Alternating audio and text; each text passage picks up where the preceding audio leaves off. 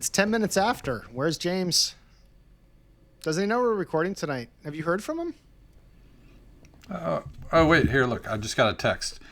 It says he's taking a meeting to discuss his draft screenplay for an off-Broadway sports simulation musical production. Huh. Yeah, well, that's the one thing we're missing in this community right now. Makes sense. Hope he sells Play Nation with it, because I can sing. And I can dance. Say the thing, Al. Welcome to Play Nation.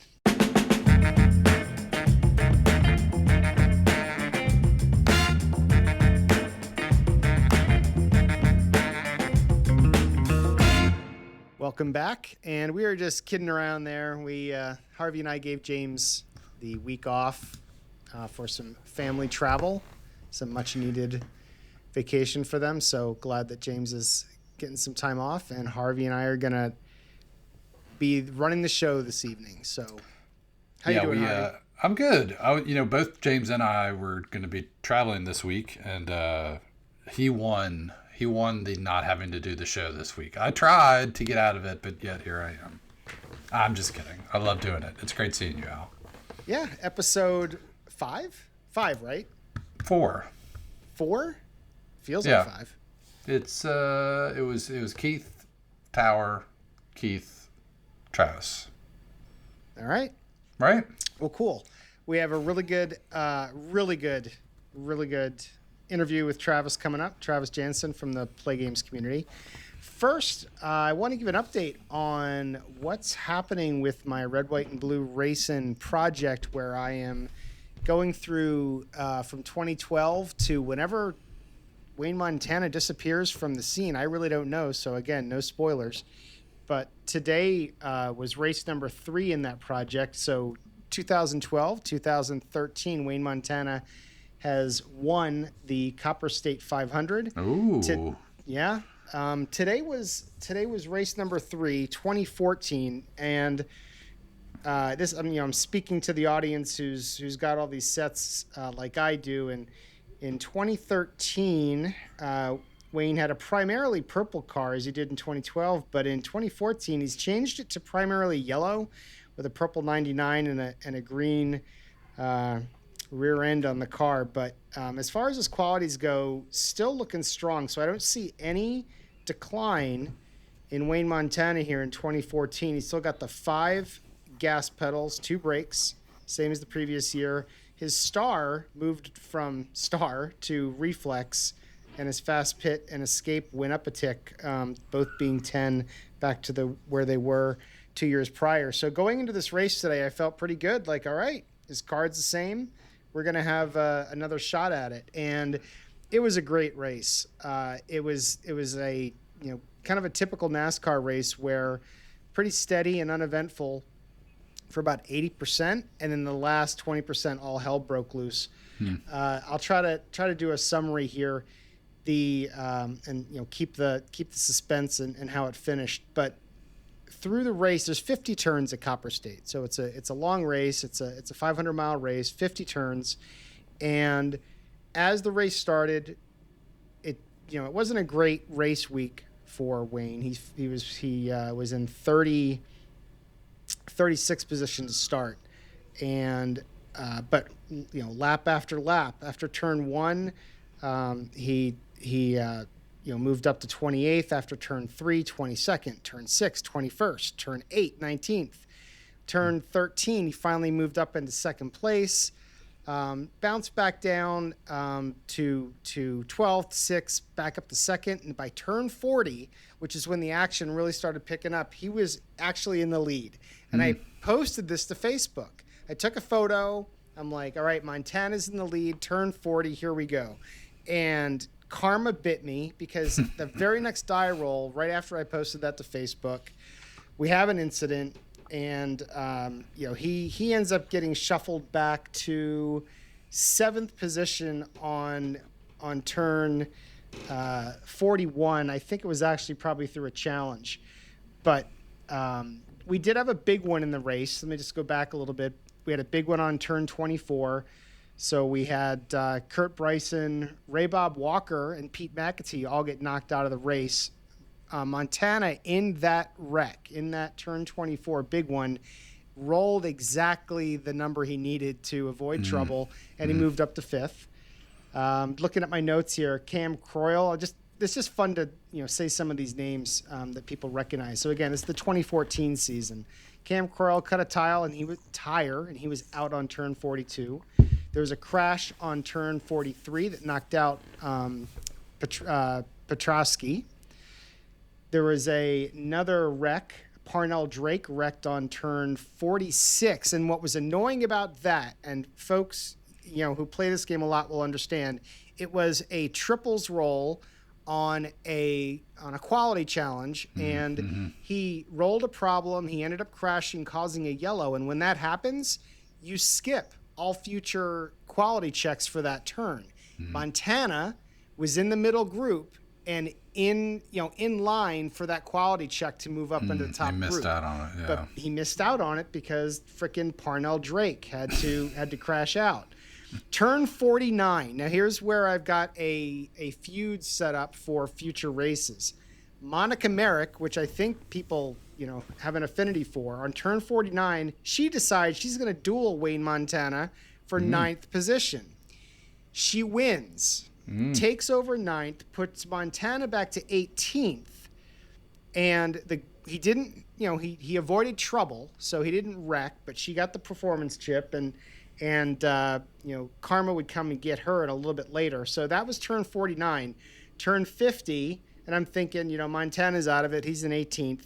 We had a wreck. So Vic Holder loses his engine, he hits the wall, brings out the yellow flag, and because that was turn 50, we have to have another turn. You can't end on a yellow. Yeah, right. So in the next turn, the bonus turn, trouble in the top group, and 4 cars are collected, 2 of which are Monica Merrick and Craig Greco as well. But Monica Merrick, who sort of bumped Montana down, got collected in that fray, and she got eliminated from the race.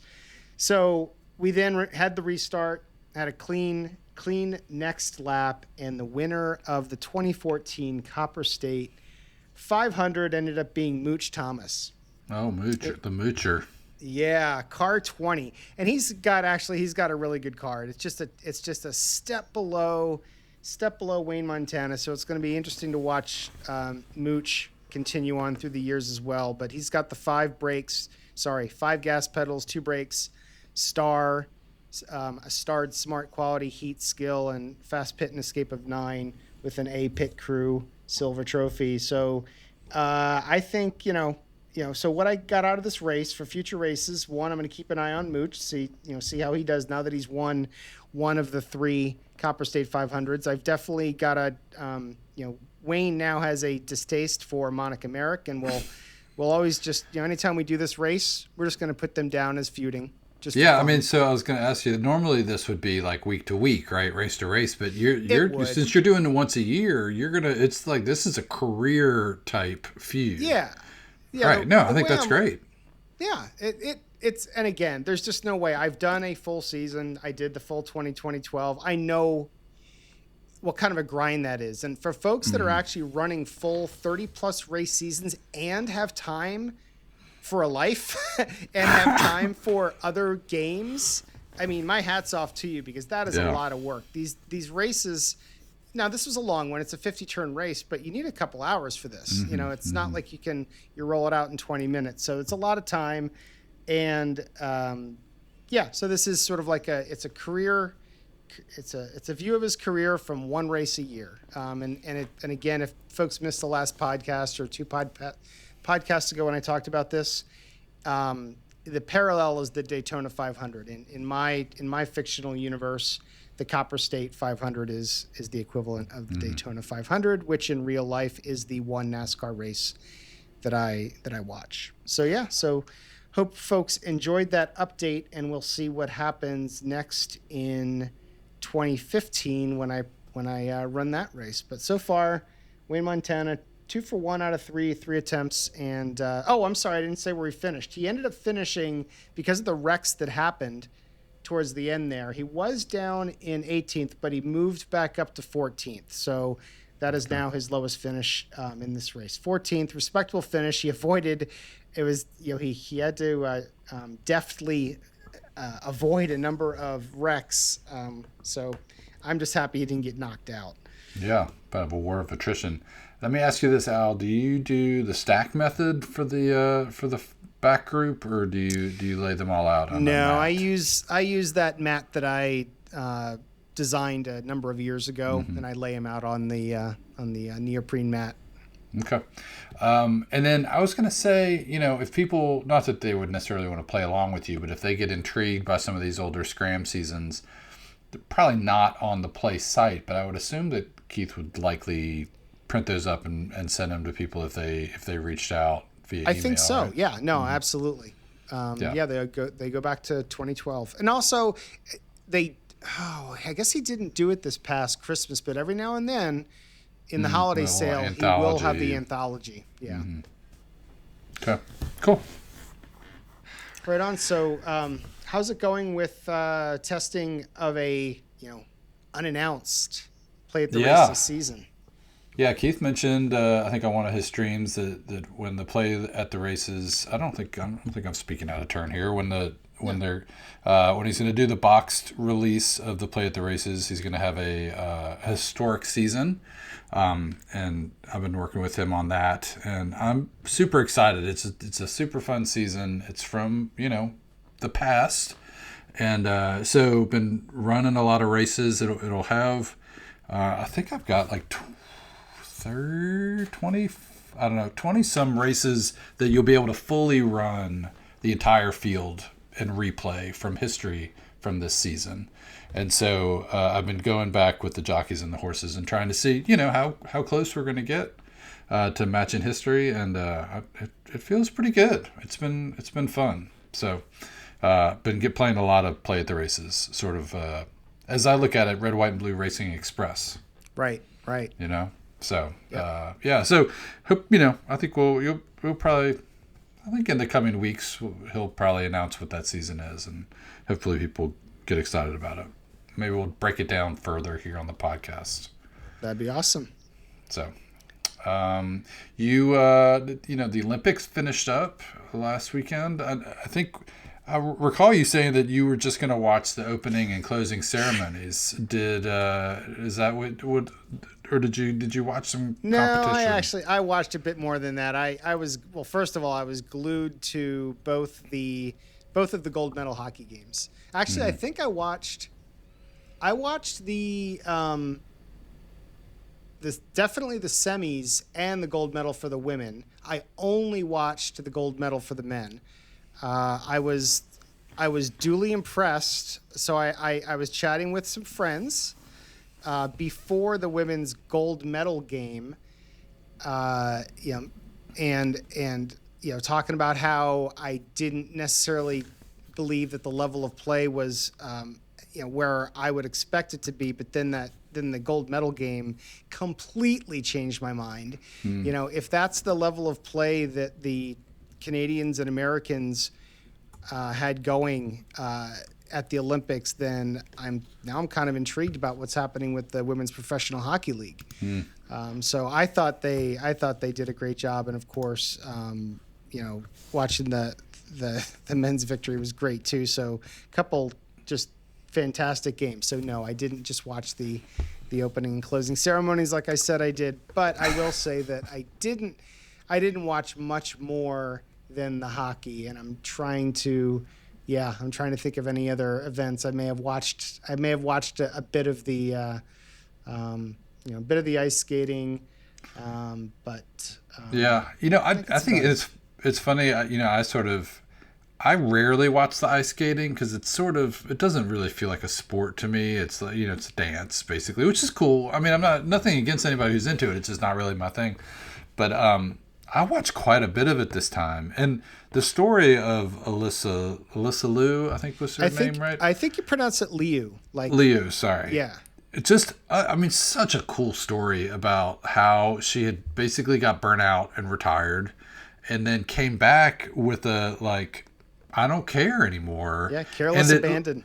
and that has freed her to be just this unbelievable skater, because she's just like, I don't, if I screw up, it's like whatever, and just to skate with no fear. And it was just, I thought a lot of those like human interest stories in the Olympics sometimes feel a little forced, right?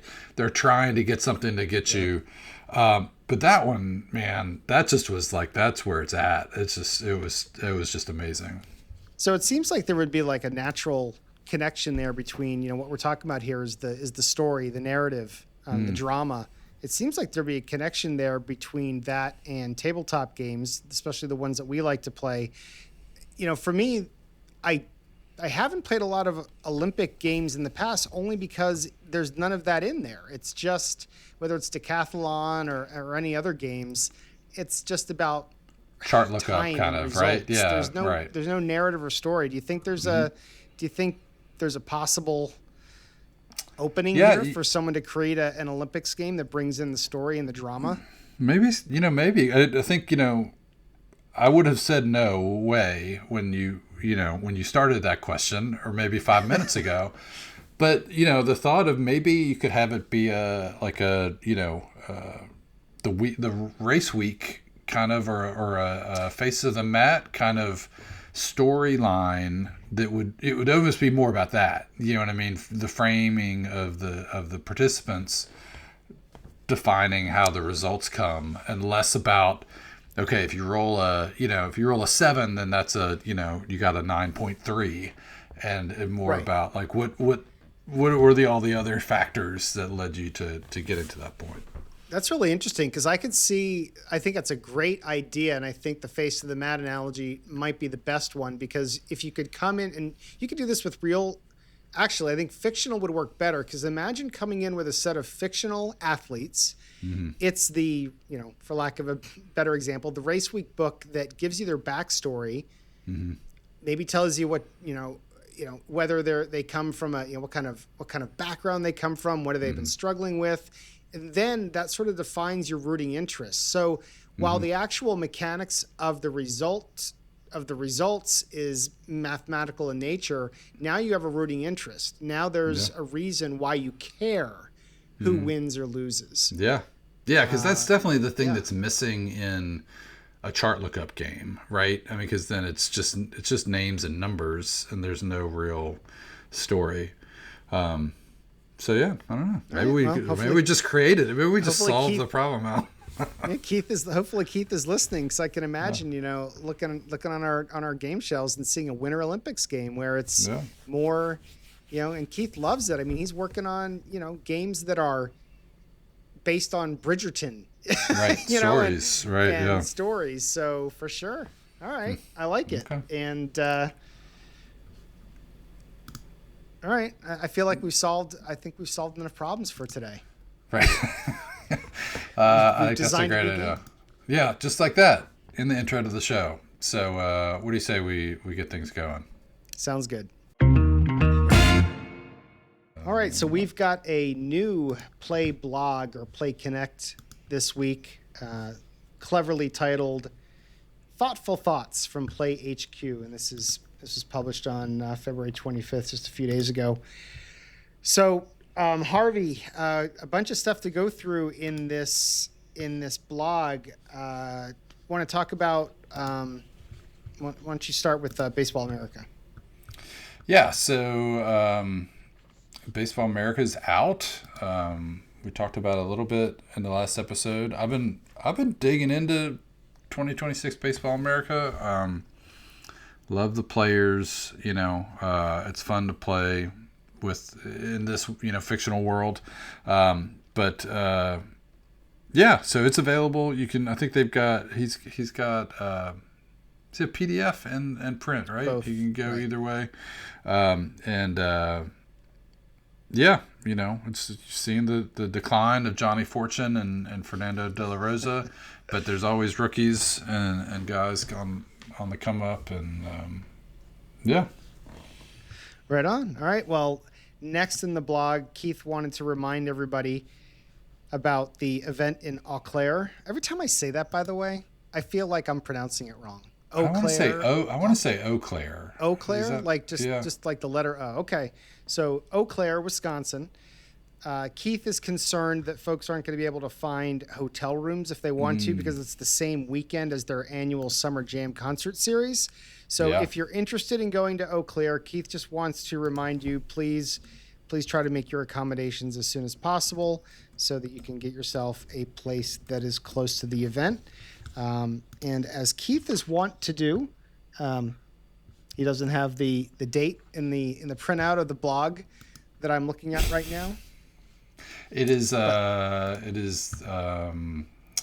20th, the 19th, 20th, that weekend. Excellent. Thank you. Are you gonna try to go? Have you made a call on that?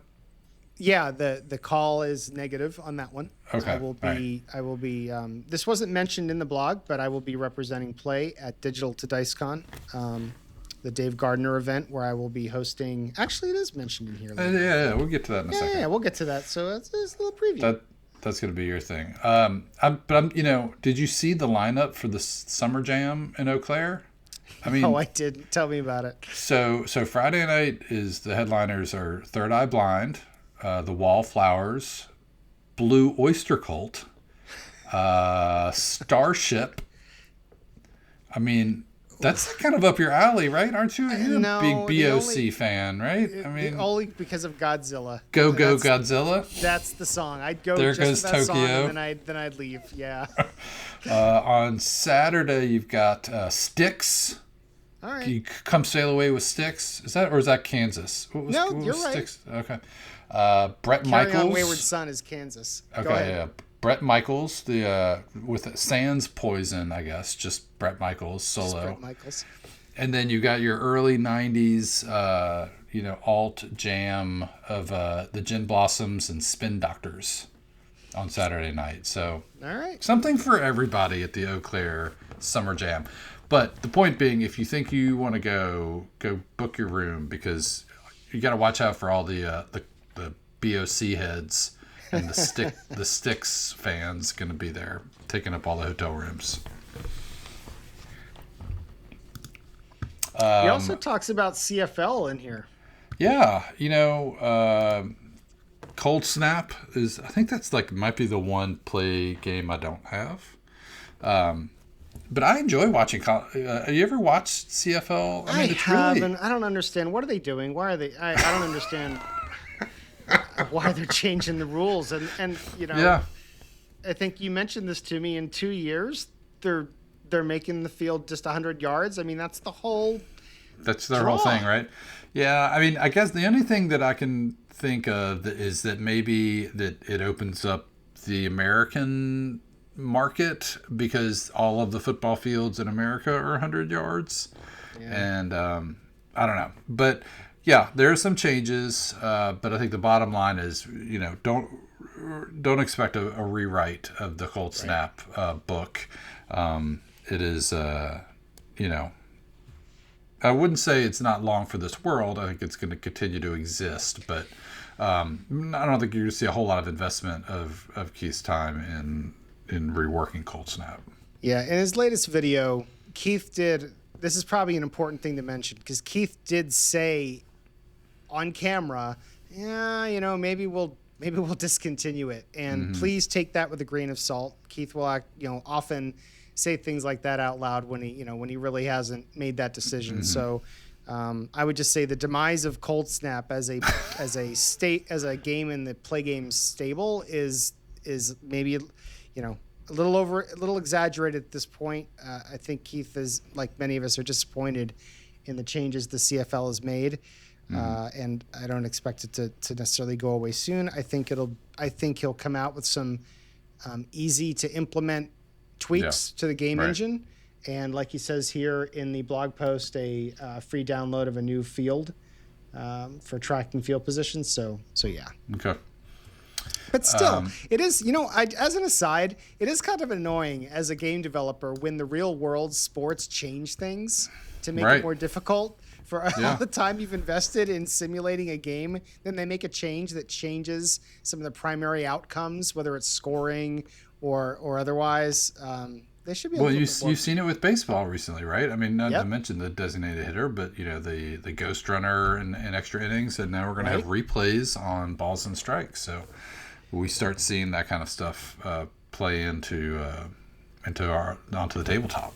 Have to keep an eye out. I'm sure Keith will handle it elegantly as always. Other football stuff. He talked a little bit about the challenges of rating New England's offensive line, which as a result of the Super Bowl, we should check in on Steve Tower after that. Have we talked to Steve? Because when we had him on the pod, it was before the Super Bowl. And so we just want to make sure everybody's okay up there in Medfield, Mass. But has he actually done any shows since then? I don't know that he has. TBH. We'll have to see. But it was cool to see a little bit of behind the curtain on his thoughts for how to rate an offensive line that struggled to protect the quarterback. Yep. No, absolutely. And talked about like you just mentioned, usually I think, and again, so if I could just get clarification, since you're running it and I am the defending champion of the PLAAY Open, I don't think this qualifies. I don't think this is the same event. So I think I will continue to hold the trophy. I'm pretty sure. I think that's only for PLAAY.con. No, look, we can consider your win one of the majors. Absolutely. This will just be a... What? I don't think this is a major. I think this is like an early season. This is like Hawaii or something. It's like it's a little side, maybe even a different league. You know what I mean? Maybe this is like the Live Tour. Look, so now you're really going. Look, the issue is though we don't do these often, and I think anytime we do one, we have to consider it a major. Okay. I mean, okay, so look. That's fine. But, again, the PGA is not the same as the Masters. And so as long as we can all agree that you won the equivalent of the Masters, I'm fine with that. Okay. So this will be more like the PGA, the PGA Championship. But so at Digital to Dice Con, I will be emceeing for Keith. I'll be filling in for Keith and emceeing the PLAAY Gamer Open golf tournament. We expect hopefully close to 30 people. It's always a blast. We'll find ourselves an easel so we can have everybody's sticky notes of scores put up on the easel, and we can keep track of the cut line and all that. And we're talking about the Connecticut River course. Keith in his blog says, of course, because we're going to be up in New England. But it should be a lot of fun. It is on most people's top three or top 1, 2, 3 things they had the most fun doing at a PLAAY convention is the golf tournament. So for us to be able to bring this to Digital to DiceCon is going to be a lot of fun. So really looking forward to it. Excited that we'll continue that on even without the traditional con in Colorado. So I joke when I say it's not as important, but I mean, it's not quite as important. As far as prestige goes, I'm just saying. Sure. But thanks, Al, for doing it. I'm sure the one that has to, Harvey. I'm the one that has to be there in person. So. No, it'll be. I'm sure it'll be a ton of fun, and congratulations to whoever wins. Yes. Keith also brought up a YouTube video a Twitch, as the kids do, a Twitch board games video channel that Bill Sourbeer did with the fishing game, and so check that out on his channel. There's a link on the blog, and then we also got news of the College Hoops Playdown card set. Excited to see it, and it went live. Oh, it's not live to be ordered, but you can go on and sort of pre-order it on the PLAAY.com. He's got a bunch of card samples to look at. He's got the conferences. You can download all the different schools. I am, I don't know how to describe it, but I'm very excited about the set. I think giddy would be the word. Giddy is probably the word.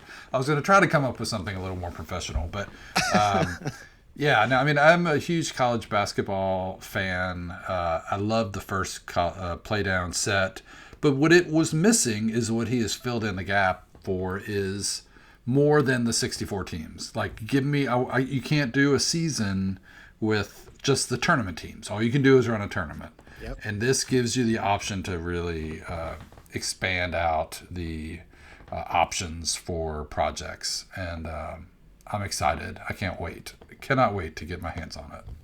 Yeah, I can't imagine what he's going to be. He actually, I'm going to assume, has probably already started printing ahead as he's getting a feel for the pre-orders. When I talked to him like last week, he said he had he said it took a long, like it's almost an hour, I think, to print. Yeah, it's a ton of cards. Yeah, and that's the thing. It's like, but people, what's interesting is when you get a chance to go to Keith's house and you see his production setup, it's so much different if you're following other game publishers, other manufacturers. What you will see is when the shipment comes in from China, they will send pallets of, just pallets of cardboard boxes to their office, to their home, to their warehouse. Where, they'll open up the boxes and there's the finished games. Keith does all of this in his basement, one at a time. And it's this is one of those once in an every couple years events for Keith where he puts out a product that is intense from a production standpoint, point of view. And so I definitely encourage folks, if you've been with the play community as long as we have, that these kind of sets don't come around often and they don't stick around forever. Right. There are some that they printed for a while and then he just couldn't sustain them anymore. So there'll be demand. There'll be demand initially, right? And then once that kind of wanes, it's not going to necessarily be something he's going to just have in stock, right? Right. So I would encourage you, if you're interested, to. And I think he even encouraged people to pre-order so that he has a sense for how many he needs to have on hand when they go live. So hop on and do that now. And I have. This one of the questions we got. I don't know if we'll get to it on today's show or not, but it's about what are we going to do with the set, and I can't wait to see once this starts arriving in people's mailboxes. I'm really looking forward to getting ideas from the community of what kind of project to run, and B, in the back of my mind, keep track of who finishes those really ambitious ones. Right. And this will be fun when people are either running conference schedules or tournaments. I'm hoping someone is watching the community page and maybe keeping track and keeping notes of, who's winning and just sort of getting a feel for our shared experiences with this set. Because I know the way Keith designs the sets, at least 20 to 25% of these teams will be commonly winning tournaments. It's going to be fun. I hadn't thought about. I mean, the way he broke out the conferences, and as we approach the conference tournament season here in college basketball, about running conference tournaments, and you could do like quick results for the early rounds, and maybe get to the semifinals of the conference tournaments, and do those in Highlight Maker, and maybe do the championship game in the full play. Right. Ooh. Yeah, fun. And thank God. I mean, what's cool about this is that not only is the set cool, but we actually have the best basketball game on the market to play it. Drive with, you know what I mean? Yeah. So we're kind of spoiled. Let's see. Oh, the Ice Brew 600 Afterglow is the next section in the race, and what was funny about that race, I did watch Keith run it live, and he actually mentions it. This is my takeaway from this blog post, is Keith, I guess someone reached out to him, because I noticed it when he was running the race. I know Kevin Sieg noticed it because I saw him in the chat, pointing out mistakes. Keith made a couple mistakes throughout the race, a couple towards the end.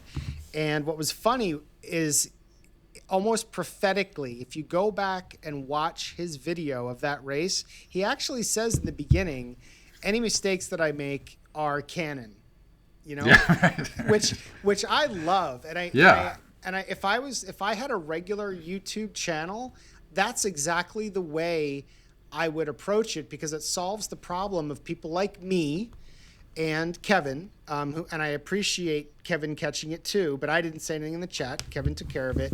But I love the idea as the person running the race, the game creator or playing too, the game, right? Yeah. You know? If I make a mistake, it's canon. You can't argue with it. It happened. Right. I made it. Yeah. I meant to. So anyway, that was my takeaway from that. I thought it was wonderful that Keith actually talked about it in the blog, sort of acknowledging. And Keith never takes us too seriously. He acknowledged that a mistake was made, but it's all good. And also, it was really interesting that in this race there was no action in the bottom group, which, as someone who just played a game of Red, White, and Blue Racing today, I wouldn't have minded, because when you get the bottom group action, it's a lot of rolls. It can be a slog sometimes. So yeah. Anyway, so that's that, and also included here, he did provide a link to some blank scram cards because they were omitted from the last scram season he shipped. So, and he actually says here, I've always wondered if people actually use those. I know that they do, because every now and then we see photographs of them on the PLAAY community page. I know Keith doesn't have time to look at every photo that's posted. So there's a downloadable copy you can get from the free stuff page for that. And then it wraps up with business card games. Yeah. Yeah, he talked about getting back into that. That was something that came out a couple years ago through Dice Tower West, and it was Mo Master, Rugby 6, Pachinko, Forced Friends, and Bull Ride Hero, and he's got some more ideas to do on a small format, and so I'll be interested to see what he comes up with. Yeah, for me with those games, I'll admit it, it's sort of like it's the whipped cream on top of the cherry that was already on top, and I get buried under it all. It's like I'll think to myself, okay, I'm going to make time to play, this game, whether it's History Maker Baseball, second season, or Red, White, and Blue Racing, and then he comes at you with like 5 more games that are business card size, but kind of demand your attention because you're getting it at a convention, in your goodie bag, or through some other means, and he just produces so much. It is just honestly hard to keep up with it all, and I think we need a support group for people that sort of have this latent guilt for not playing all of the games that we've collected. And I'm not talking about all the games in our collection. I just mean the ones from Keith. It's his business model. Keep developing games, keep putting out games. And I don't know. I just sort of wanted to admit that even though I'm an admin on the community page, I've been part of the community for a while. No, I don't play all the games all the time. There's just not enough time for that. So enough time in the world. The business card games being one of those that I could not speak to any of them with any authority just because I haven't spent time with them. Well, we'll see what the new ones have in store. All right, Al, what do you say we take a quick break and hop on with our buddy Travis? Sounds great. Need that Sunday golf fix but don't have 3 hours to calculate shot distances on a gridded fairway? History Maker Golf from PLAAY Games gives you the full tournament experience without the math degree, because sometimes you just want to watch drama unfold, not solve for X. You're flipping through keyword-driven action that captures how golfers actually play. The monster drive off the tee, the nightmare approach into the bunker, the clutch putt that drops for birdie while the crowd goes wild. The big hitters crush it. The golden putters sink the impossible. And that guy who always escapes trouble? Yeah, he chips it stiff from the trees again. Every golfer gets their own card with qualities that make them feel real. Experience, momentum, bunker play, all of it. Every course is different too. Augusta's 11th plays nothing like Kapalua's 3rd. In tournament mode, you're running a full 4-round event with 150 golfers, cuts, leaderboards, and Sunday pressure, watching contenders rise and collapse hole by hole until someone claims it on 18. Solo round, you can get done in 15 minutes. Full tournament in a few hours. So grab your copy at play.com and tee it up.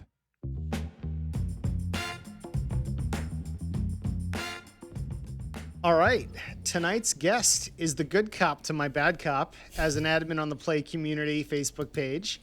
You can find him holding court and yucking it up with everyone in the room at every Play event.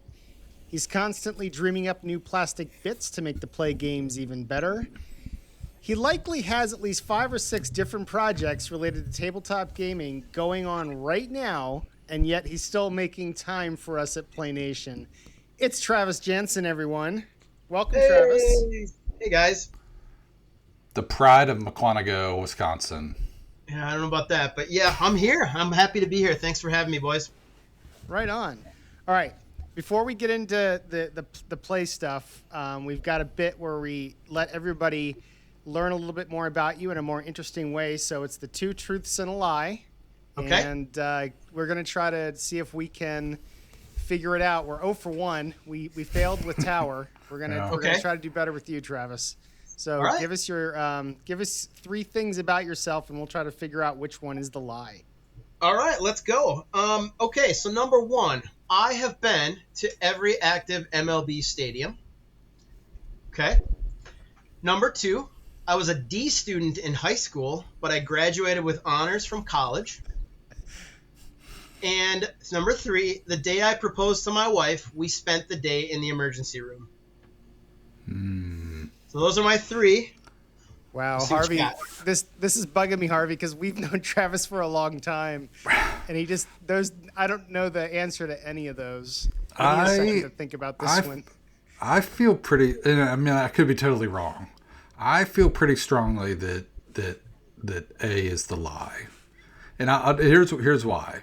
1, I've tried to go to every Major League Baseball stadium, and I feel like I've worked pretty hard at it, and I'm at like 18 out of 30. I feel like 30 hitting them all is a significant undertaking, especially active. I mean, that means like maybe you have to go back a couple times. I guess, I meant active, meaning the top 30 that are like 30 franchises. Okay, fair enough. Yeah. And then I could buy the Travis was I could buy the high school college transition with Travis. I could buy that. And having met his wife, I feel like their relationship is strong enough that they could have landed in the emergency room on that day. So that's my thought process. I'm with you on the last one. I vaguely remember that story. My memory is terrible, but I vaguely remember Travis telling that story. And if that's the lie, then I'm going to look like an idiot. But all right, I say we go with your pick, Harvey. We're going to say it's the stadiums. Okay. Well, I will. Let me go through each of them. So the first one, I've been to every active MLB stadium. I've actually been to 22 of them. So you got that right. I did not. We used to go on a trip every year, and we'd go to 1 or 2 stadiums. One time we went to 3 of them, but I'm still trying to get those last couple. So that was the lie. I was a D student in high school. I was very, very bad student. But I went and then I changed it up, went to college and, rocked it out and did great there. And then, the day I proposed to my wife, we were on our way to celebrate and we were in a taxi and a guy pulled up in front of us and we had a horrible accident. A guy had a lacerated liver. Spent the day in the hospital and then we were out of work for a couple of days because we were so banged up. So, wow. Yeah. It's a crazy day, but now it's a good story, right? I can tell you that story sometime again. Yeah. So, and how many years now since that night? How many years have you guys been married? 21 years, man. Nice. Probably didn't have a relationship longer than a Mento before that, so 20 years is a great run, I think. Right on. So good job, Harvey. Yeah, we're 1-1 now. 1-1. All right, so Travis, give us some gaming history. Like where what's your gaming journey been, and how did you get introduced to Play?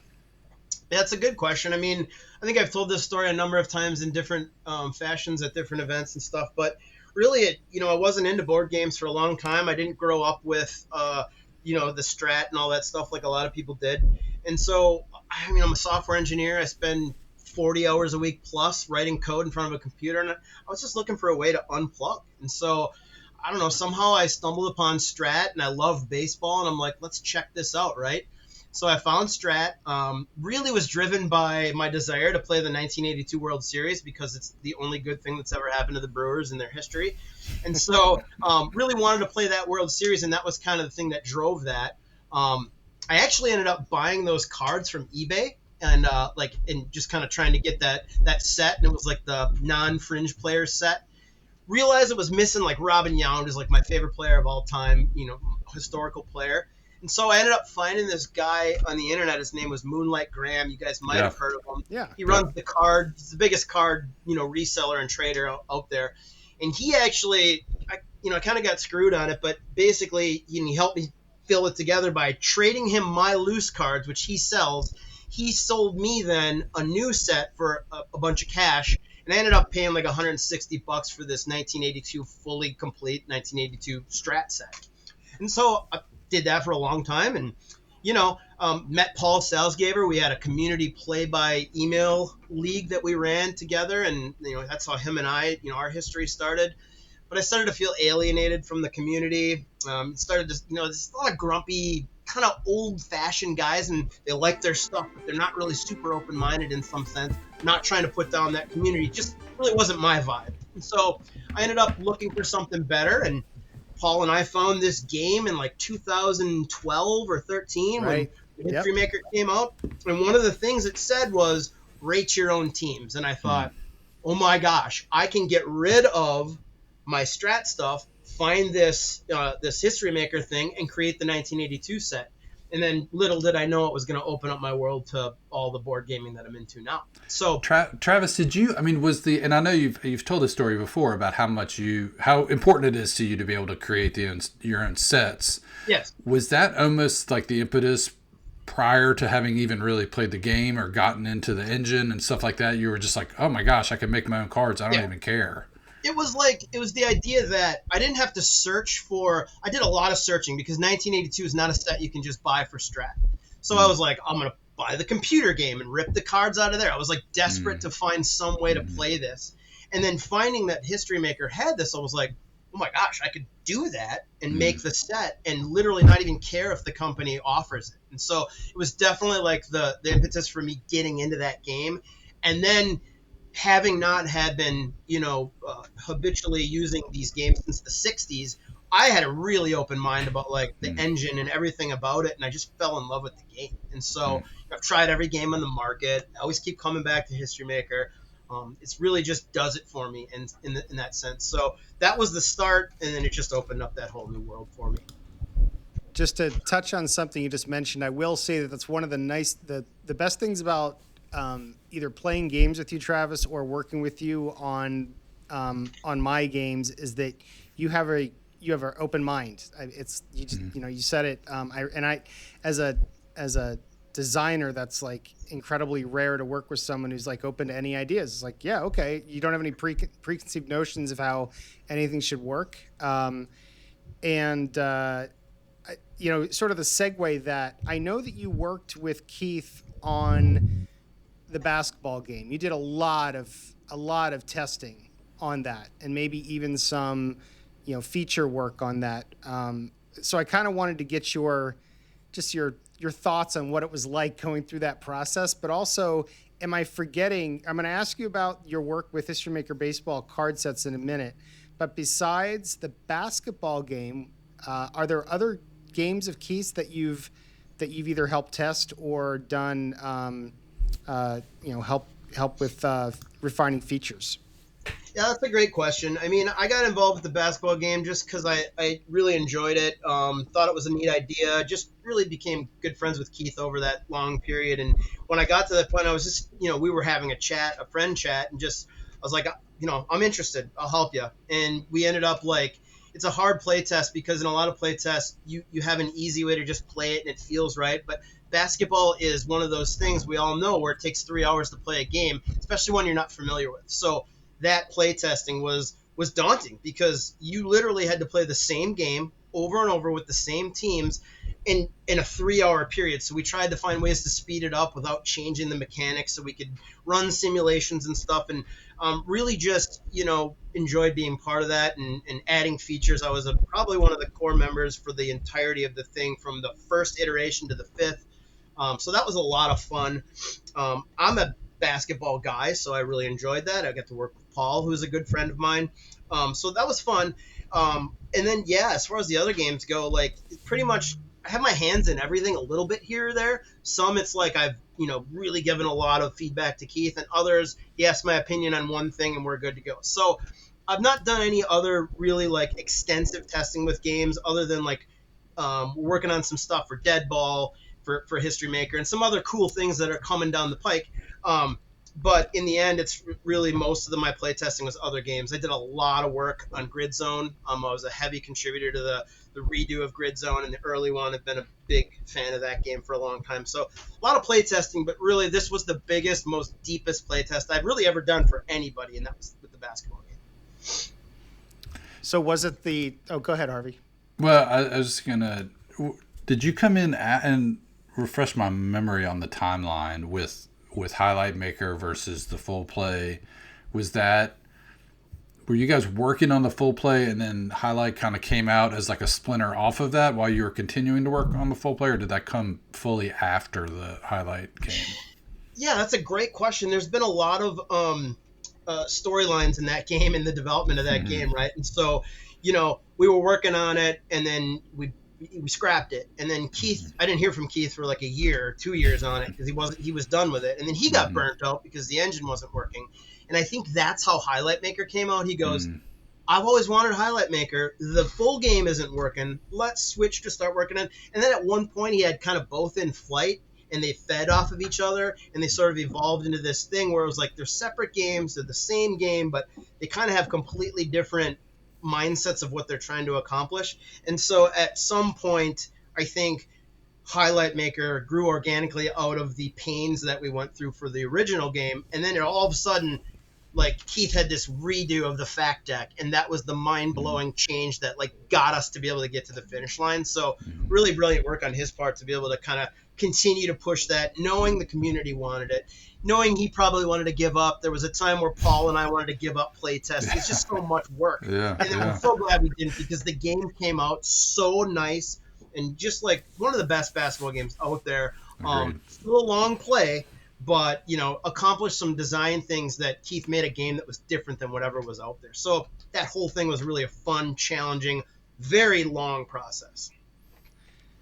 Yeah, no, it turned out great. So thanks to you and Paul and everybody else who tested. I know there's a bunch of other guys that helped too. Yep. I think, wasn't Tom Kerwin involved? Definitely. Kerwin's one of my favorite people on earth. He was involved. He was probably the biggest. He was bigger than Paul and I. So I know I'm missing some people. I'm just kind of giving my lens on it. But Kerwin was part of it. We had little meetings there were at the PlayCon where Keith got me, Paul, a couple other guys that were helping, this William guy that was there for a while, and he bought us lunch, and we all sat down and hashed out ideas and solved problems. And so there was a lot of people involved in it. But I think me, Tom, and Paul were kind of the big core testers of that game when you look at the history of it.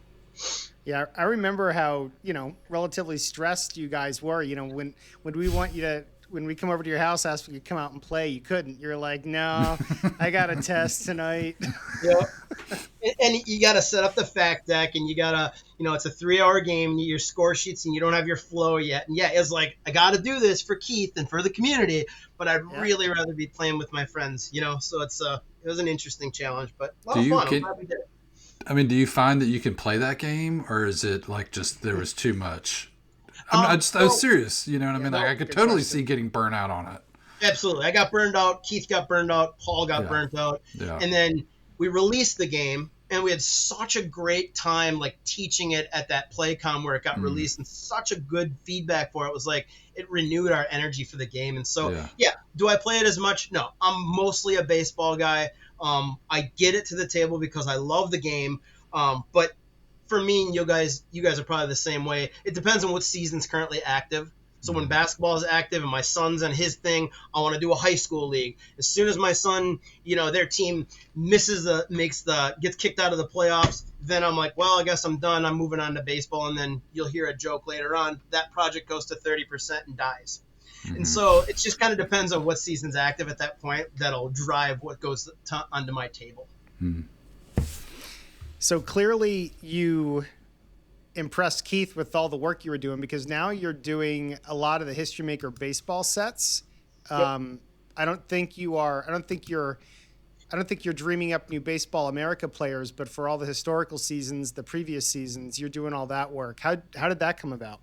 Yeah, all the fictional stuff is Keith. I've talked to him about helping him with it. He kind of wants to maintain that, and I like that, because then I get the chance to enjoy it from I'm not just the president, but I'm also a client kind of thing. Like I can enjoy it with it and have the surprises.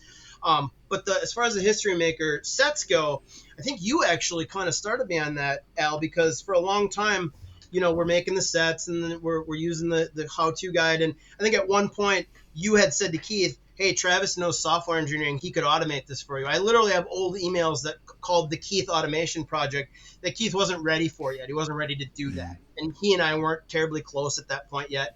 Over time, we became really tight, really through you and all that stuff. And so once I became friends with Keith, I was like, hey, dude, I'm really interested in, how this works and helping you out. And you had shared some of the sauce and, kind of talked through it and just I just learned organically over time all the bits and pieces to the point where I had written myself an automator. I'm like, Keith, I'm doing this already. I know Al probably has a lot of other stuff he wants to do, and I think you were happy to kind of like transition it over to me because you got a chance to do other things you weren't able to do. And so I was like happy to take it on. And at this point, I've got this automation system down pat where I can click a button, grab everything I need, and create a season literally in like the raw data in like minutes. Okay. So these days, a lot of my work now is it still takes me a long time to do a set, but the hard stuff is done. Now I get to stare at baseball stats and, change rosters and work on batting lineups and find who got traded and, refine some of the way the players' names are. Right. He has this weird thing where it's like the players' names who have Junior in them have to be Ronald Jr., Acuna, or Ronald, Jr., and then Acuna. So it's like all that stuff, all those rules get baked in, and that's where most of my work is, rating the umpires. The batting lineups probably take longer than pulling all the data down, just because it's like, you're going to get upset. Someone's going to get upset because you put this guy in the wrong spot. This year we're changing up how we do batting lineups. We kind of, we took a different approach, a sort of slightly like, here's a starter, but it's up to you to really make it what you want if you don't like what we gave you. And we didn't spend as much time on that because it's really for the people who just want to throw it on the table and get going. And anybody who wants to tweak it will just do it anyways. That sounds like a good idea. You mentioned umpires, Travis, and I don't think this is giving away sauce, but I can't remember. Are there umpire rules in the how-to guide? Oh yeah. Okay. Yep. There's umpire rules. Yeah. It's interesting because I did a study on this to kind of, at one point I was like, I want to be able to get umpires who are, who can change the game in a different way, or like maybe it's not a decider, maybe it's like, how many times does an umpire really blow a call? So I started looking at the Fury die, and like maybe on the triangle he blows the call, but everything. I started doing all that stuff, and in the end, as Keith always does, I come back to the way it's already written, and it just works. And I started to like stop over engineering it and started to think it's just how often do they let people on base? How often do they not? The narrative gets built from that, and so all the rules to do, I think it's like it's on base percentage and strikes and outs. And those are the two. And it's really quite simple how that works. And so, rating umpires is kind of just ranking them and then finding the midpoints and the outliers and putting the qualities on them, and you're good to go. I got a script that kind of automates that too. But it's still a little tweaking to make sure that, Joe West is able to blow a few calls here or there. Most of the time we don't thumb the scale. But on occasion, when we want like Angel Hernandez, maybe his on base and his strikes or whatever didn't give him the quality we want, but we know the community wants questionable, right? So we might do that on occasion. But for the most part, it's pretty much straight stock from the stats. Can we incorporate the ABS system moving forward? We're gonna do some reviews. There may be a strategy card we could do on some occasion where like the umpire needs glasses result. You play this, and I'm not sure. In the end, like you and I and everybody on this call has done that, where we tried to add more nuance to it, and then we realized this is not just worth taking it. away from the Juice isn't worth a squeeze. Yeah, maybe a roll of decider or something. I don't know, but happens a lot. Yeah. Yeah. So, pivoting away from the games just for a second, really interested to, because I don't think I really, know the full extent of your 3D printing setup, and I've been so focused on my stuff, I really haven't spent much time looking at the inventory that you have on your site. So wanted to give you an opportunity to talk about, like, what are your big sellers on your 3D bits page right now, and do you have anything new coming out? Yeah, that's a fun topic. I mean, I really got into 3D printing. You and I have been playing 3D printer leapfrog since we started this hobby. It's like you get the CR10 version 3, then I get it. Then I get the bamboo, then you get it. And then so we've been kind of like, you and I have been on this journey together pretty much through the beginning. And it didn't end up being a business. It just ended up like it all started with the hockey trays, and there was like we got these trays. I made a few. Somebody else on the forum actually had the idea and made them. And then I was like, I'll make a few. And then somebody said, cool, I want them. And so I started spinning them up for people. And I did a few freebies for people. But obviously that's not sustainable. I can't just keep sending out free stuff because now everybody wants them, right? So I was like, well, what if I monetize it a little bit? It's not like sending any kids to college or anything, but it basically helps pay for wear and tear and like filament in my printers, right? Yep. And so I'm like, I'll make the hockey trays. And, I sell them, through PayPal or whatever. And then I started making more and more stuff. I'm like, for myself, I want a little meeple for this. I wanted some more immersion. I want a token. I want this. Your golf tokens, I think, got me into it. And so I just started going, this would be really cool to have in my game. And then other people, again, started asking them. So I put them on my store. And before you knew it, I had a thing for like the Warfighter series, which is outside of PLAAY Games. I made meeples for that. I've made tokens to help you track your golf stuff, which you made those, and I saw those with your permission. And I've got some other stuff that I do that just, helps you be more immersed in your game. And so my biggest sellers, the hockey trays, are without a doubt the biggest sellers, right? Anytime someone posts that, I don't do it. We don't allow links on the page, but from the creator. But when other people post it, it's like free advertising because everybody goes and says, where do I get these, right? Yep. Lately, the big hit is the Play at the Races, and I don't even own that game. I just thought it'd be really cool to have some horses and some, like, solve the problem of moving these cards around, right? And so it's money. Love those. I use them all the time. The utility of them is cool. So I know that we have some people that like have 3D printers in the community and think it's cool when you do this. Can you just sort of like peel the curtain back a little bit? And how does it go from this game gets released, there's a need for some trays and, hey, I'd like to give it some flair, make it look like, there's horses here. What is the design process like? So for someone who's thinking of getting into this hobby, how do you actually take that idea and get it into plastic?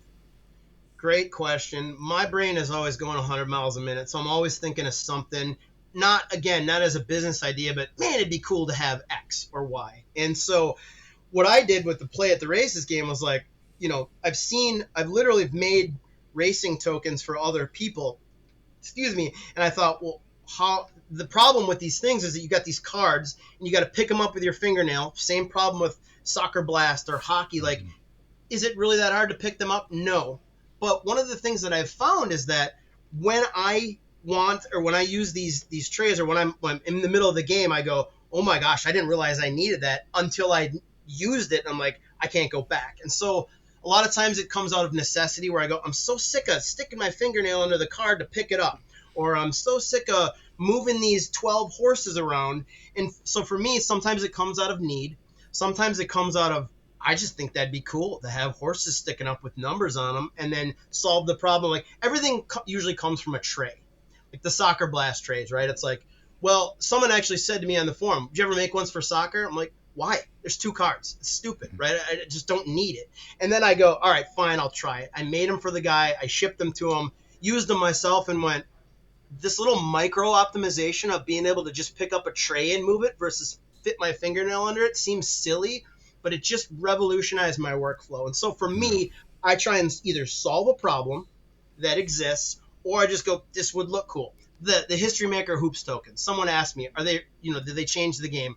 Those are not impactful. They're just fun. They're immersive. They're little guys bouncing a basketball. There's stop signs to tell you the end of the quarter. The guy shooting a free throw for the free throw token. So those are less about utility and more about fun. And so my design process is I just start looking at images, looking at people's game setups, go into Tinkercad or Fusion and just start throwing stuff on the canvas until I get something.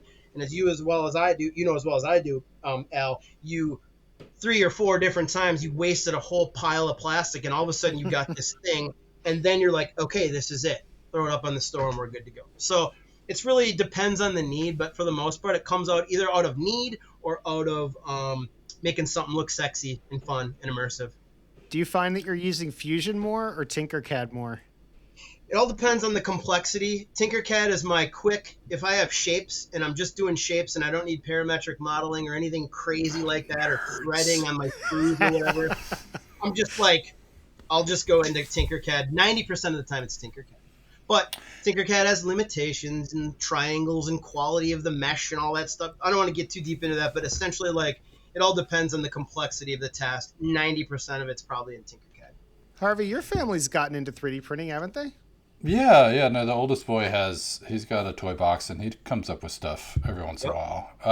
I do want to, you mentioned the soccer trays, and to that end of, like the immersion, and it's not even like, you're not adding any real, visual stimulus to the game, but every time that card doesn't fit under your finger, it takes you away. And it's not even like timing. It's like, it makes you, there's like a moment where you're like, frick, why is this not working? Right. And that takes you out of your enjoyment. And so I think that kind of stuff is like massive, to just not have that friction between rolling the dice and, playing the game. That is so props to that. Major impetus for why I do what I do. A lot of it is like the blinging is cool and making it look cool, but for me, like, and I've told you guys this as friends, like we're all a bit of an eccentric bit in this hobby, me probably being on the extreme end of some of it. And so for me, to somebody who goes, just pick up the stupid card, you're being lazy, right? Mm-hmm. And I get it, but what you just said, it's like anything that can take me out of, I gotta stop, try and fiddle with the card, then go look up the chart result. I try and remove all those blockers from me, so it just sort of flows. I'm going, this arm's hitting this button, this arm's hitting this button, and I'm just sort of flowing and really enjoying it. And when I can do that, it helps me enjoy my games a lot more. Maybe not necessary for, people who don't belong in a padded room like I do, but for the people that do, I think they can appreciate, like you said, that fingernail thing of like how much it takes you out when you got to take that extra 2 seconds to flip it. It's silly, but it works, So. And I'll also give you props. And this struck me almost immediately the first time I used the horse racing things. And what's amazing to me is you said you don't have the game. That one I don't. The attention to detail on those things, and maybe it was dumb luck, but it worked in that, one, the way the horses are running is with the board, how they're laid out. And it's also how they appear on a racetrack. I mean, which is also, that's Keith's design, that he has them done the right way. But it's like, you could have so easily just had it was just an outline of a horse. It didn't matter which way it was running. Do you know what I mean? But the fact that it is, in fact, how it would be visually running, it's like, it just makes such a big deal. Like the attention to detail and the eye for, design, I think, is mad props. 100%. You can thank Brother Wilson for that one, because he has me scared about making a mistake. Right. Obviously, yes. You and me both. The idea is that, like, I know when I present my ideas to you guys, you're gonna rip it apart, and I want you to. And I love when I pass the L. Wilson test immediately with no feedback afterwards, and I very rarely ever do that. But like, I want to make it so that I literally use you guys as a litmus test. If I put this out, are they going to tell me it's stupid? Are they going to tell me, well, the horses should be facing the other way? And in all seriousness, I want to please people who are looking for those kind of details. And so I don't always get it right, but when I do, I'll fix it and I'll make updates. And so I'm always trying to evolve what I put out there to make it, the best that it can be. So. Yeah, it's awesome stuff. So keep it up. Thank you. I think you mentioned a second ago, I don't know, that you're weird or something. One of the things I find weird about you, man, you like to play these games. You're like a niche of a niche of a niche. Yeah. You like in-season sets.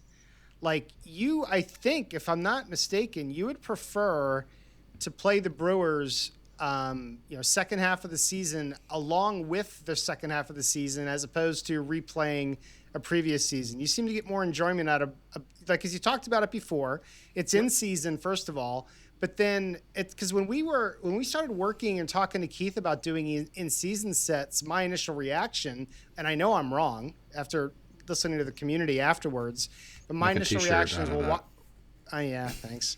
Like, why would you spend time creating an in-season set? People don't want that. People want, to replay a full season. And, Keith's argument was twofold. Well, one, you actually can. This is kind of an evergreen set. You'll be able to use this to replay the season. Stats don't change that much after a certain point.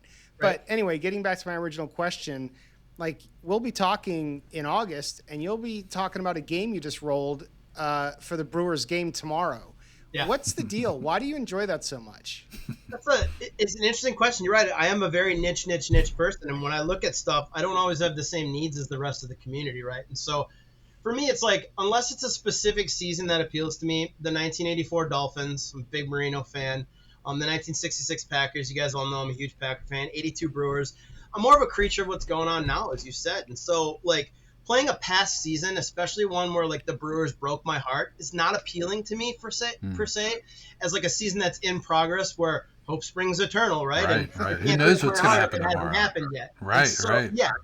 And so to me, and you guys will find this interesting, I think, at one point, I was literally playing second season full play before Express came out. I was rating the Packers after every game, literally every game. And with the first game being my projections, and then after that, I would sort of adjust it. And then I would use it. It's basically like something similar to MLB The Show's live rosters, where you're playing it out with active players.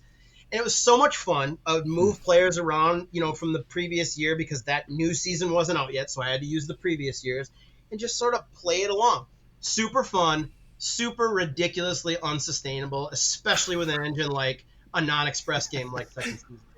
But that's were you rating the other teams too? Like the teams the opponent, just the opponent. Yeah. Wow. But yeah, it was literally 2 teams I would rate every week, and we all know how hard it is to rate one team in second season, because it's awesome, but it's a journey. So 2 teams, like, super unsustainable. Wow. Okay, so whether it's that football project or whether it's History Maker Baseball, does that mean that you're paying attention to the results of the real game to see if it matches what you pre-played? Don't really care as much. Really more just like, I just want to, like, it's not like I want to match it. I'm not trying to shoot for a result. I just want to go, what would happen this season, right? Mm-hmm. Right now. Like, and if they won or lost and it was opposite of what happened in real life, no big deal. I just wanted to play with it. And it actually made me less anxious, because it's like, whatever, it happened. Versus like, dang it, I couldn't fix that 82 Brewers season, So to me, it was just like, it's not about getting results. It's just about having something to play with. And so I've asked you that when you came out with Fast Inning Baseball, like, can I use this for in season? And like, I can do it literally after 3 games if I wanted to. I could, rate it and then re-rate it, and that's how I use it. So, it's like, for fans of the Dodgers, right? This setup doesn't always make sense. You've got seasons to be happy about across the history of the league. For me, I don't have that. I'm a fan. Well, the Packers are good, but, like, for me, and I play those seasons, but I just get more enjoyment out of being excited for the next season that's coming up. It's funny, as you say this, I never found in-season sets to be interesting to me. But as you're describing your experience, it brings me back to when I used to play as a 13-year-old. Yep. I would play Strat, and I'd be replaying the Cubs season from the year before, and it was like, I want to have Mark Grace on this team. Yep. He's a rookie this year, and I want to bring Mitch Williams over from the Rangers because that's the team that I'm watching every day. I want to play with them. I don't care about the last year's team because they blew it at the end of the, you know what I mean? And so it totally makes sense. I just had not remembered that emotion until just now. Yeah, it's not something that most people think about, but what you just hit on is maybe, I can't believe I didn't articulate it this way. It's the core of why I do it. I'm playing the game. Caleb Durbin was our third baseman last year, and he was awesome, and we loved him, right? Just got traded from the Brewers. I don't want him on my team anymore. Right. I don't hate the guy. I love him. I actually love him. I wish he was still, I really like him. He was one of those guys that you don't know about unless you're a Brewer fan, but he got traded. When I play my season, I'm going to scratch his name off and put someone else in who's the new third baseman for the Brewers. And, it's just how I like to do it. And how you said it is exactly right. You want the rookie, the guy that hot new. You want Paul Skeens when Paul Skeens maybe wouldn't have been carded. You're going to want Paul Skeens on your roster. And so that's how I look at it. Cool. Very cool. Yeah, no, that makes sense. I'm less confuzzled now. So. One of the last questions we've got here, and this comes courtesy of Harvey, but we joke with you a lot, or actually you call yourself out on this all the time, that you've got so many different projects just going on at the same time. You're bouncing from one thing to the next, and I think your joke is they're all like 30% complete. I'm not necessarily talking about gaming projects. I'm talking about whether it's creating new 3D bits, whether it's a helper app that you're developing. Hopefully that's farther than 30%, and then all the other stuff. So Harvey and I were talking, we think that you are actually, it sounds like Harvey and I didn't talk about how this impacts ourselves, but I'll just talk about it quickly. I'm exactly the same way. I probably spend more time on like the FAQ, the mods, and all that stuff than I do actually playing the games. One of the cool things about this podcast, it's forcing me to slow down and play some of the games. So how do you compare the enjoyment you get from all of the related work that you do versus actually playing the games? Yeah, I did just see that you played. I saw on the Facebook page that you're playing Red, White, and Blue Racing. I almost made a joke like, Al's playing a game? What? So yeah, totally can relate. Creating stuff, it's all the same to me, creating and playing. I mean, obviously we like playing, but I like creating and solving problems, even ones that might not affect me, like the play at the races thing. I just thought it'd be a fun challenge, right? My brain doesn't do very well with idleness, so I definitely keep like a running list of I literally have an app on my phone where I can hit a button, say something, it appends it to a list, and I can go back later. And it's got things like, look at Al's probability for fast inning baseball and see how, learn probability, learn how he did what he did. I'm not going to make a game, I'm not going to change it, not going to do anything with it. I just want to know how it cooks or how it works and learn it. So that's on my list. And then I got, things like, write an app for fast inning baseball to, play some games, or write a fact helper or whatever it is. I've got this list of things. And whenever I'm feeling excited about it, I pluck something off the list and I start it. And depending on my work schedule, how busy I am at work, how busy my family life is, I can sometimes do it over lunch, or I can do it late at night. And then I get burnt out and I stop. Or, dude, I'm so excited the Brewers are in the postseason. I want to do everything baseball. I want to write a baseball scoring app, and I want to write this and that. And then the Brewers lose, and I go, hate baseball. I'm done until next April. And so there are things that take me out of that flow. There are, or I'll just lose interest because I'm like, oh, I'm so excited. This is a great idea. And I get it there, and I'm 30% in, and I go, man, this is just not happening the way I wanted it to. And I abandon it, or I put it in my code repo to do later. And so got all these things in flight.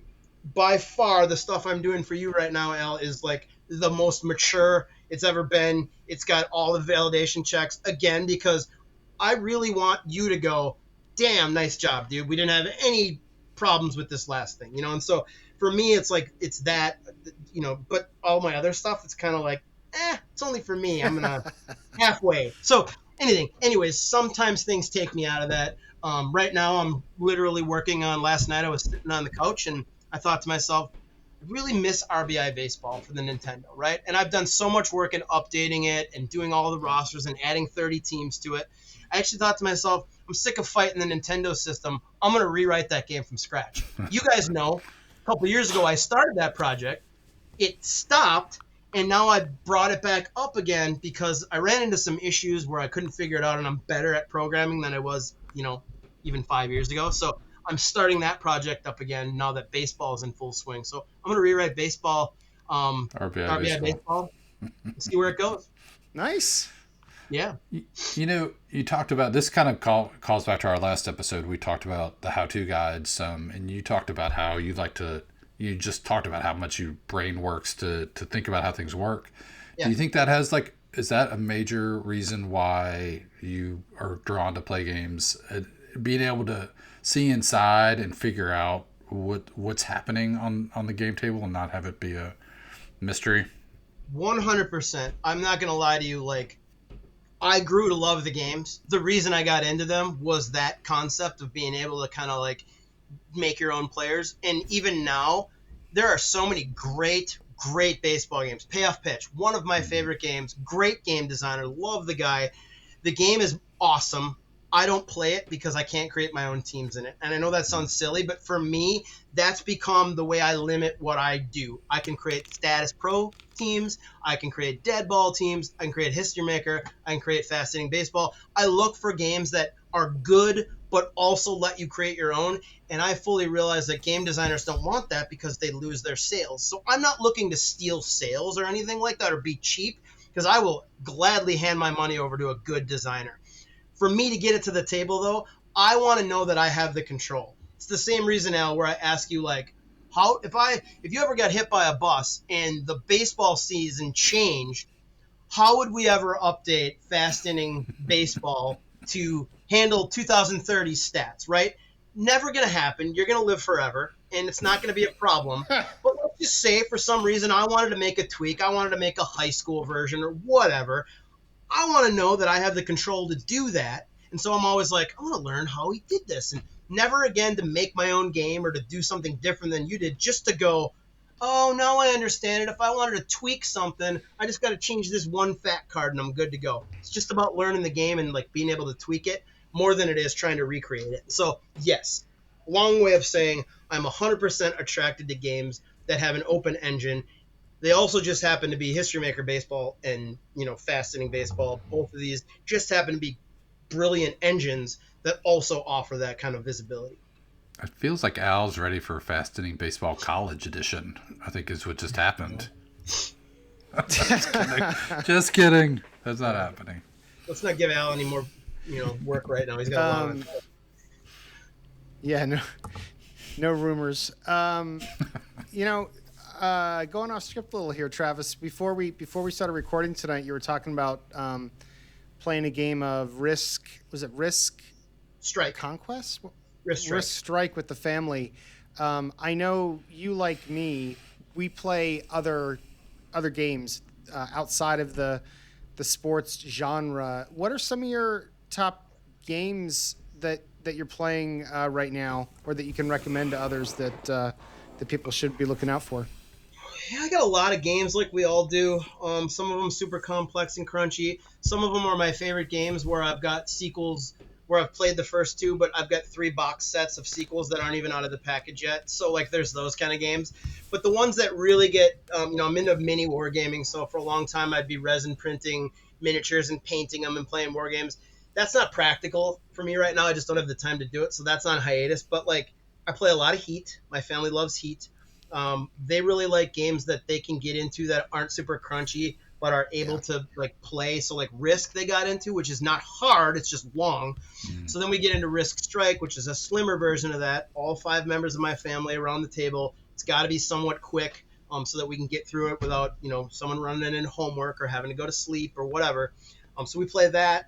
My family is big into Catan, which maybe it's not new for a lot of people, but for my family, they're new to that, so they love that. I went and, of course, completely 3D printed the entire 3D version of it with all the boats and the cool. It is the sexiest bit of Catan you've ever seen. It takes forever to set up. But my family loves it. So I'm playing Heat. I'm playing Catan. I've got a couple of games from Mike Lambo that are solitaire games. You and I are both into solitaire a lot. So solitaire war games are big on my table because I don't need another person. So a lot of that stuff is, really what I'm aiming to do right now. Most of my stuff, though, is tabletop sports right now. Baseball's in full swing. So. Any play now? Definitely a huge Fury fan. Fury Hardball is big. The trucking game, we did the whole trucking event with Keith in Iowa. That's fun. I don't get that to the table as much. Fury football, I have dreams and ideas of it, but every time I think about it, I'm like, I'm probably just going to play Grid Zone, or I'm probably just going to play Fast Drive, and I don't do it as much as I'd like to. My gaming is really starting to gravitate toward, and I had this as one of my notes in my show prep for me, is that like fascinating baseball, right? I have a huge love for baseball. I loved it when it was released. I even told you it's a perfect system for me because I can play in season without doing a lot of lifting. Allows you to quickly card a team, get it to the table, play a game, and be done. So right now, really the Fast Drive, like secondarily clicked after playing it, not playing it for a while, and all of a sudden I'm just obsessed with the whole ecosystem. I want the college game. I want the fact deck. I want this. I'm like obsessed with that whole area right now. And so that's getting most of my time and taking up most of my thoughts. The folks at 3D6 Gaming, I mean, the whole team there, Travis. Just a bang up team. Oh shoot! I'm gonna have to like write a check to my own podcast for the ads. Yeah, I know I'm giving you free advertising, but I in all seriousness, I can't say enough about someone like me who's super busy, doesn't have a ton of time. Really, every time I set up a game, my wife goes, "Okay, we're ready for dinner. Clean it off." And then I always told you, like, I'd have to take a play mat, try and carry it across the room without sliding the cards, or one of the stupid cats knocks the components off. With these other games, I can literally go, I'm going to play a game. 20 minutes later, I'm set up, I'm done, I'm packing it up, and I'm ready to go. And so those are the games that fit into my world right now, is ones where I can do quick stuff and still realistically do a fun project. And so yeah, I think that's why Keith's Express games are doing so well and have such a huge following in the community. Well, I mean, think about I just did, and you guys will see this. I'll release this to the community at some point. That Sleep Baseball podcast. I was able to really easily put together teams for Fascinating Baseball for the Sleep Baseball podcast. Those teams, and then play out a little mini project with it in the course of an afternoon. And it was like I never would have been able to do that, even probably with like History Maker, which I love. I'm obsessed with History Maker, but like that project wouldn't have happened because I'd have to card every single player. Where this, I can just kind of spin it up and here I'm ready to go. And so I'm really gravitating towards those games that get me in and out, but still give me that satisfaction that I did something fun without just rolling against an Excel chart. So how are the Brewers going to do this year? Oh, every year we're kind of that team who makes it. We're competitive. We make it to the playoffs. We don't spend a lot of money. I don't necessarily know that we can. Everyone wants the owner to spend money, but it's like, we don't get the return on our investment like the Dodgers do. So I'm not bootlicking Mark Atanasio as the owner of the Brewers. I want him to do more. But in the end, I'm also realistic enough to know that, like, if you're a businessman, are you going to invest a bunch of money you're not going to get a return on? Probably not. So we as Brewers fans kind of, let's just enjoy the ride is the big thing in our city. The radio stations all say it. The TV all says it. All the local sports, we always just say, I'm just enjoying the ride. And it becomes this sickening sort of way to say, we've thrown in the towel on a World Series. We're just going to try and enjoy what baseball we get out of them. And it's been a lot of fun, but we'd like to get that World Series at some point. And I think we missed our opportunity with a couple of these opportunities we had in the past decade. So. Yeah, it's too bad. I think that's a story for a lot of teams that aren't named the Dodgers right now. Yes, right, exactly. And we're all kind of just playing in their world, in their sandbox. I mean, I was at the Mets game last year with my son, that playoff game where Alonso hit that walk-off and crushed our dreams. And, the 82 series we lost, and the 2011 and 2008 and 2018. We're so close. And so, these games help me. The in-season set helps me enjoy it that much more until the inevitable drop-off where I'm crying in my beer. And I would think, though, for those seasons that you got close, and I meant to mention this earlier, but I'll mention it now, I would think that there could be some fun in replaying those pennant chases for those other seasons where you guys got close, right? To flip Those the are script. specifically the ones I call out where, like, I didn't say those because I kind of call it like Okay. 82, which is a little more. But, like, yes, the 2008 with Prince Fielder and Ryan Braun, or 2018, 2011, CC Sabathia. Who's Right. not going to love pitching that guy on 3 days rest to try and get that team to the playoffs the first time in decades? I mean, yes, those are games I will definitely get to my table and enjoy. So not excluding those for sure, but the ones in between were like, oh yeah, the Brewers are below 500. I have zero desire to replay that, and I think a lot of people can get behind that sentiment. Nice. All right. Well, we're getting towards the top of the hour. Any last words for the community? Anything people should be looking out for from either your bits? Do you want to share your URL? Talk Sure. about any things going on? Yeah, I can share that. The URL to the site is plasticbits.square.site. It's not the most friendly URL, but again, I'm not there to really make a lot of money. It's just kind of a way for me to share stuff with the community and buy filament for my printer and stuff like that, and keep my creative juices flowing. So plasticbits.square.site. Got all my stuff out there. I do take custom stuff if you guys need anything changed or tweaked, or you have a specific team. I got a guy right now who wants me to do his hoops tokens in Celtics colors, and so I'm happy to oblige that. I won't charge any extra. Again, I'm not trying to nickel and dime anyone, so really just trying to have some fun with the hobby. As far as projects coming out, Keith and I have talked a lot about what's coming for History Maker Baseball. There's some cool, I don't want to spoil too much, but there's some dead ball talk that we're playing around with, and there's some, I think he might have mentioned that, and then there's some other seasons, some historical that he keeps asking me to do, so we always have a vintage season and a pro season. Oh, yeah. I've got other projects going on where I've amassed a massive amount of baseball data over the history, and so I've always loved the idea, and I'm going to throw this out there. It's not anywhere being approved, and I'm probably going to get my hand slapped, but I love the concept of being able to have on-demand seasons so people can literally go in, pick a season or a team, and just buy that. We are that much closer to doing that. The logistics are a huge deal, but we are definitely have removed one of the hurdles is the data to get to that point. Again, Keith's open to it. We don't know what that looks like. We don't know how the infrastructure would work, but the idea for you to say, I really want those 282 teams, I'm just going to go buy the Brewers and the Cardinals and play that and, save a little bit of money. I think that'd be a huge deal. The community has long wanted more seasons, and Keith's philosophy has always kind of been, I don't want to saturate it and overdo it like other people have. And so we're kind of trying to bridge the gap between that somehow.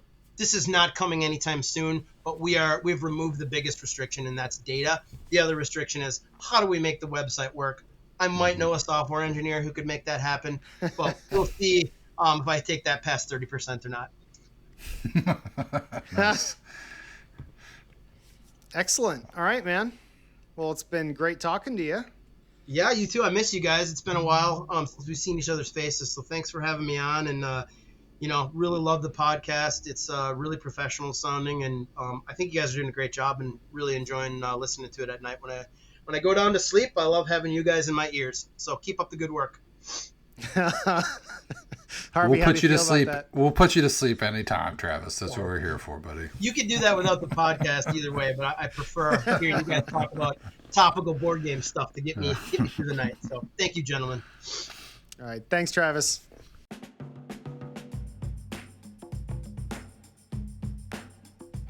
Need that 70s trucker fix? The kind where CB radios crackle, Smokies hiding behind every billboard, and the speed limit is a glacial 55? Truckin' 76 from PLAAY Games drops you behind the wheel of an 18-wheeler with one mission: haul domestic beer from Texarkana to Atlanta in 24 hours without ending up in the county lockup.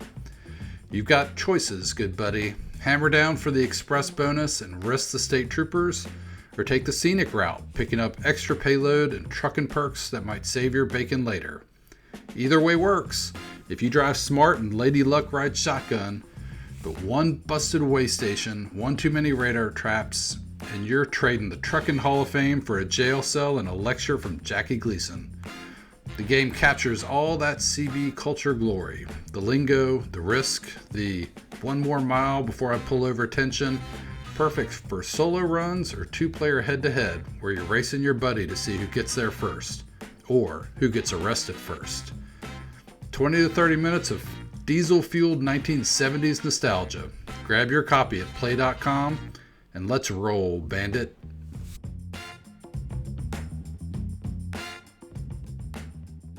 Okay, it is mailbag time. We've got questions this episode from Brian Aronov, SJ Walker, and Kevin Sieg. And just a shout out to Brent, Pete, and John. We will get to your questions likely in the next show. So thanks for submitting those. So Brian asks, what's the most memorable result from playing a play game that led you to learning something you didn't know about a team or league history? What do you got, Harvey? Well, I mean, I can't say like Julie Justice's like driving history, right? Fictional doesn't work here. I think probably the closest thing would be I forget what the year was, 74 maybe, or it was an ABA season that I got for Highlight Maker Hoops, and I had like very top level knowledge about ABA and some of its history. And so looking through that set and looking at some of those player names that I recognized and teams, I spent some time digging through Wikipedia and YouTube videos to refresh me. So it wasn't so much a result of a game as much as the set kind of prior to digging into the game was for me learning more about the ABA.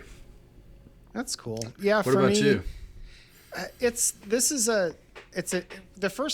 So I want to be honest with Brian here. The first thing that came to my mind is that given the fact that my memory for statistics and teams and just my general memory in general is not great. So anytime I'm playing, the second season or History Maker Baseball, I'm typically going over to YouTube and pulling up videos. And so I am talking about historical teams just to get regrounded in what it was like then. So I honestly don't have a most memorable result that led me to learning anything about a team or league. But what I will say, and hopefully this is an interesting answer, is that by playing these games, it actually helps me learn about history from the standpoint of having to learn about it, because I can't stand whether it's replaying a previous season or a sport that I don't know a lot about. I can't stand sort of being ignorant of those players, those teams, or that sport. So I will go educate myself, typically by just searching on YouTube or going to like a baseball reference or pro football reference or whatever to get the bio information, or Wikipedia. Actually, I do a lot too, because then I go down the rabbit hole of, well, this player is interesting, and then I want to know about their Where personal did he come life. from? Right. And, but more so, what are they doing now? Are they still alive? Yeah. So Brian, when I read your question, I was thinking, actually, it just, playing these games will typically take me down a rabbit hole with individual players. But learning about a team specifically, or league history, I really don't have a great answer there, but I think it's still a good question, because I think that's the most fun for me about playing any of Keith's games from a historical perspective is, I don't know, re-educating myself on things that I never paid attention to the first time they happened. Yeah, I think, and also, especially if you're doing like a team, like a season replay for a team, if it's more than, a year or two ago, to go back and watch old videos of that, like broadcasts of that team, especially like as you're playing the season and you like can find a game tape. That's awesome to really be able to see those players on the screen and then, play them on the tabletop. Absolutely. All right, so SJ Walker asked a question that I think a lot of people are just asking now because they want to get ideas. They're farming ideas. If each of you, so if both of us could do a project with the upcoming college hoops set, what would we do? Would it be small, medium, large, or lifetime, which I think he means just ongoing? I'll take that first. I know for a fact, so given the fact that I am more of a tournament watcher, like I know the college basketball season has been going on now for some months and it's almost tournament time. I still haven't watched a game. My alma mater is Pitt. given the score alerts that I get on my phone, not good. They're good. I think Capel's on the hot seat. He might be gone this year. All right, so we're not going to be in the tournament. So I will be just. So, yeah. I'll probably be then watching. I'll be rooting for your teams and if any of our gaming group has teams in the tournament, I'll be rooting for them. But of course, I'll always be looking for the Cinderella. So for me, when I get this set, I'm gonna find a way to run a tournament because that's what I did with his last college set, and I had a blast with it. How about you, Harvey? I think you might do more with it. Well, I mean, my first thought was to pick a team and do a full season replay. Building out a schedule that would include obviously the conference games, but then picking some teams from other conferences to do non-conference schedule prior and see how they perform.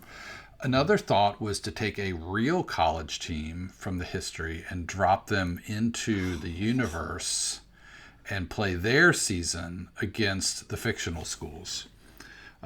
Because there was, I was always, growing up, Tulane was my team, and they played.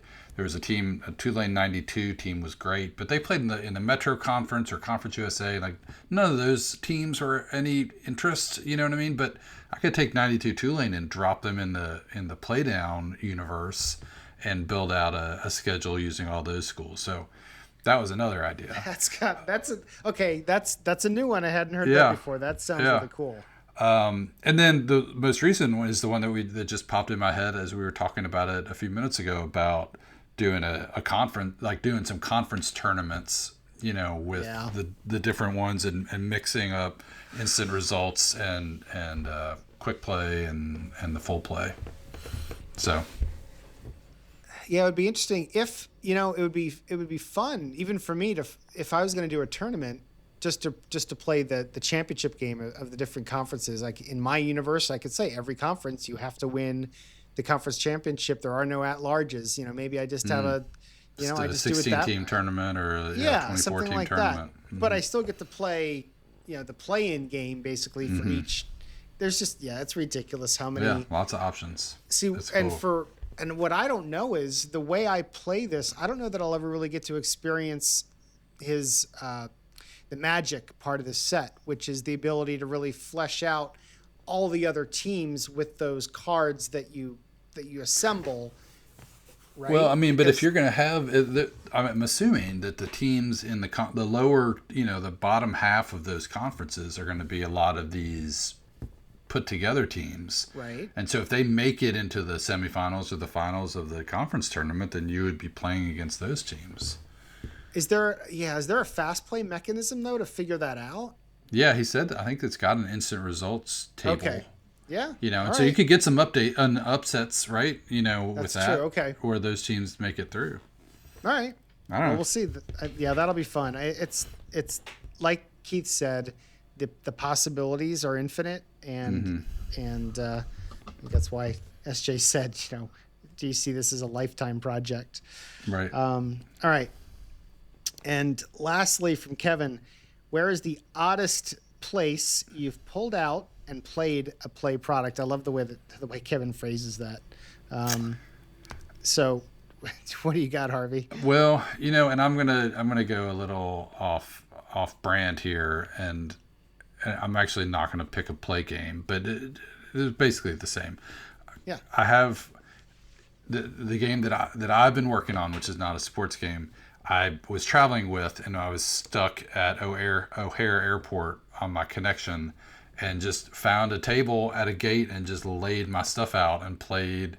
Well, first went to the restaurant and got a beer to go, and then just laid out my game and played for like an hour and a half with my AirPods in, listening to music, and just played my game. And I don't know if I got any funny looks or not, but I was just in my own world. It was like, what else am I gonna do? I might as well, Yeah. So I've done that, and then I know I have when on a layover, I've taken out Fast Drive Football and done a couple of games because the footprint is so small, even with the book, to be able to just do it like at a table in a restaurant. Yeah, for me, Kevin, I am not very adventurous. I honestly have never played any games anywhere that I would consider odd. I think the most out of the normal, like normally playing at home. If it's not that, then business trips. So many different hotel rooms. I've played, History Maker baseball and History Maker golf. I've taken that on business trips with me before. So, but probably the coolest place with Keith was playing second season in the Pro Football Hall of Fame. So obviously not odd because it was a gaming event, but that was pretty awesome. Sort of surreal. So, that would would have to be my answer. It would be like taking History Maker golf to Augusta. I mean, that would be freaking cool. Yeah. Now, of course, given the fact that you're at Augusta and wasting time doing that and not, walking the course exactly. Right. That might not be the best use of time. Yeah. But you roll a hole, maybe just like, roll like, the 12th hole at Augusta, from the bleachers. Yeah, that's better. Just one hole. So sorry that we don't have crazier stories, but there you go. Yeah, good questions. All right, we will be back in a minute to wrap things up. Well, thanks for listening, everybody. Hope you enjoyed this episode. If you've got questions, email us at playnation@gmail.com. You can also keep track of what's going on at playnationpodcast.com. Follow us on socials, PlayNation on Facebook, at PlayNation on Instagram and TikTok, and PlayNation on YouTube. All right. It's been fun hanging out. We miss you, James. He'll be back. Come back soon, James. Next episode when he's done with his Broadway musical. Thanks, everyone.